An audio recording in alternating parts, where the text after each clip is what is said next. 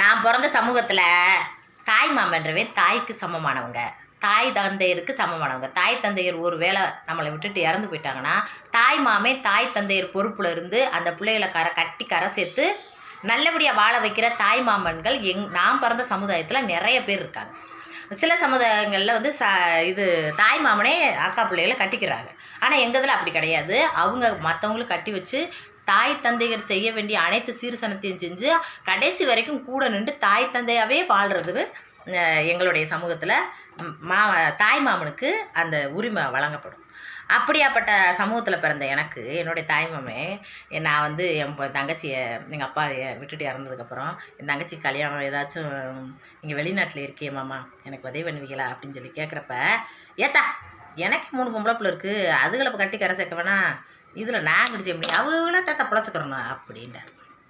அன்றைக்கி எங்கள் மாமா சொன்ன அந்த வார்த்தை என் மனசில், நம்ம ஒரு பொம்பளை பிள்ளையாக பிறந்துட்டான், நம்ம பிள்ளைய நம்ம தங்கச்சி எப்படி கட்டி கொடுப்போம்ன்ற எண்ணம் எனக்கு வராமல், பொம்பளை பிள்ளையாக இருந்தாலும் ஆணாகவே இந்த பூமியில் வாழ்வேன், அதில் பேச்சில் மட்டும் இல்லை செயலில் மட்டும் வளர்ந்துடணும் அப்படின்னு யோசனை பண்ணி மாமாட்ட 10 ரூபா கூட கேட்கக்கூடாது நம்ம தங்கச்சி கல்யாணத்துக்கு அப்படின்னு அன்றைக்கி யோசனை பண்ணி வடக்கடை போடுறதுக்கு முடிவு பண்ணி வடக்கடையை போட்டு ரோட்டில் நின்று வடையை சுட்டு வருமானத்தை பெருக்கி என் தங்கச்சியை கட்டி கொடுத்தேன்.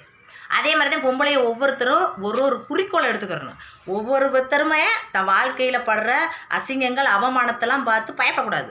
அது பூரா நம்ம மேலே ஏறி போகிற படிக்கட்டா நினச்சி அந்த அவமானம் நம்மளை இந்த இடத்துல இப்படி அவமானப்படுத்தினாங்கன்னா அந்த இடத்துல நம்ம வாழ்ந்து காட்டி பெரிய ஆள் ஆகணுன்ற எண்ணம் தான் வரணும். தவிர இந்த இடத்துல நம்மளை அவமானப்படுத்திட்டாங்க அதுக்கப்புறம் அந்த இடத்துக்கே போகக்கூடாது, அவங்க மூஞ்சிலே முழிக்கக்கூடாது அப்படின்ற எண்ணம் கொள்வது பெண்களுக்கு சரியல்ல.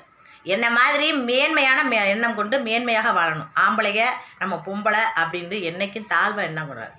நம்மளுடைய உடுப்பு நம்ம உடுத்துற பாருங்க, இந்த உடையிலையும் இந்த வாய் பேச்சிலையும் மட்டும் ஆம்பளைக்கு நிலையானவன்னு சொல்லக்கூடாது. நம்ம நடந்து கொள்கிற நடைமுறையிலையும் அதை கொண்டு வரணும்னு நான் நினைப்பேன். அப்படிதான் எங்கள் மாமாவுக்கு முன்னாடி இன்றைக்கி வெளிநாட்டில் வந்துக்கிட்டு இன்னும் வேலை பார்த்துக்கிட்டு சம்பாதிச்சுட்டு கிடக்காரு. ஆனால் என் தங்கச்சி நல்லபடியாக கட்டி கொடுத்துட்டேன். இன்றைக்கும் நல்லபடியாக இருக்கேன். அதே மாதிரி என்றைக்கும் மேன்மையான எண்ணத்தோடு இருங்க. மற்றவங்க நம்மளுக்கு உதவி பண்ணுவாங்கன்ற எண்ணத்தை தயவு செய்து வளர்த்து கொள்ளாதீங்க. அப்படி வளர்த்துக்கிட்டோம்னாவே நம்ம வாழ்க்கையில் முன்னேற்றம் பல வகையில் தடைபடும் என்பது எனது கருத்து. சரின்னா லைக் பண்ணுங்கள். அப்படி